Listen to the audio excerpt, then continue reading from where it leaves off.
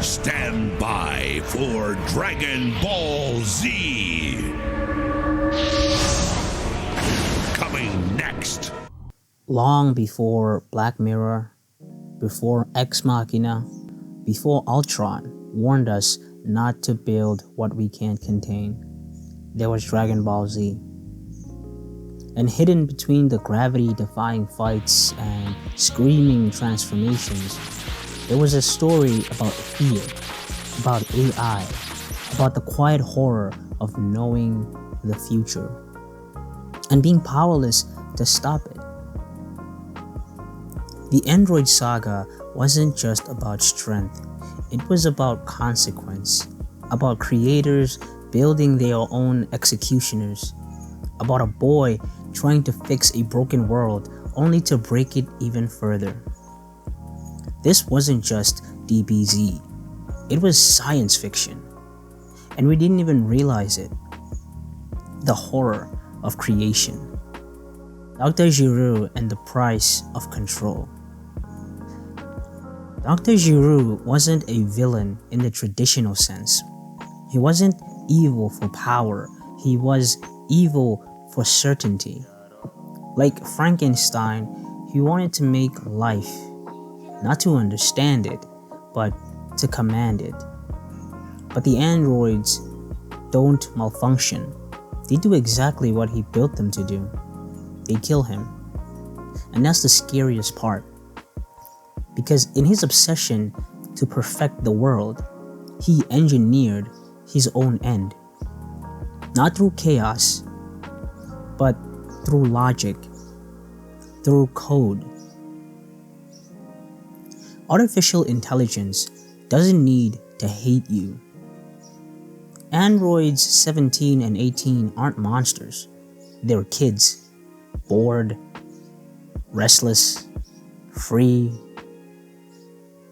They don't want to rule. They want to play. And if they happen to blow up half the planet along the way, so be it. That's what makes them terrifying. Not because they're evil, because they're indifferent. Like HAL 9000, like Skynet, they moved beyond the moral frameworks of their makers. And now they walk the earth, not as villains, but as reminders that intelligence doesn't need emotions to be dangerous. Trunks and the futility of time. Trunks came from a world that already ended, a world ravaged by machines. He didn't come to fight, he came to warn. But time isn't a problem you solve, it's a wound you reopen. He wants to fix everything, save his friends, stop the future.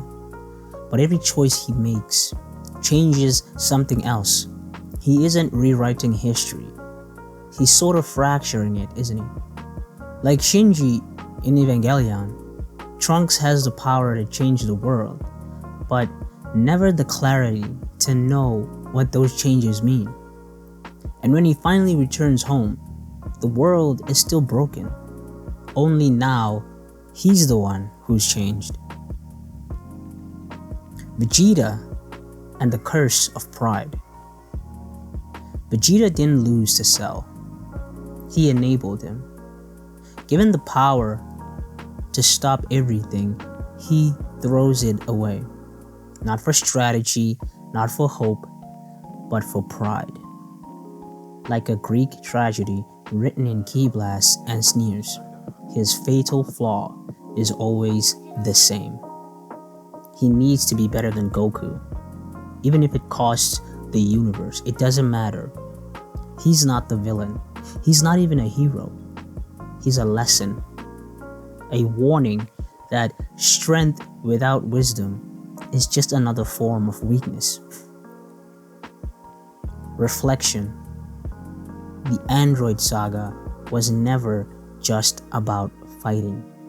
This arc was never about who punched the hardest, it was about who learned nothing.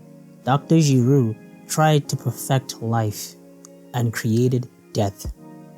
Vegeta tried to prove himself and nearly doomed the world. Trunks tried to save everyone and barely saved himself.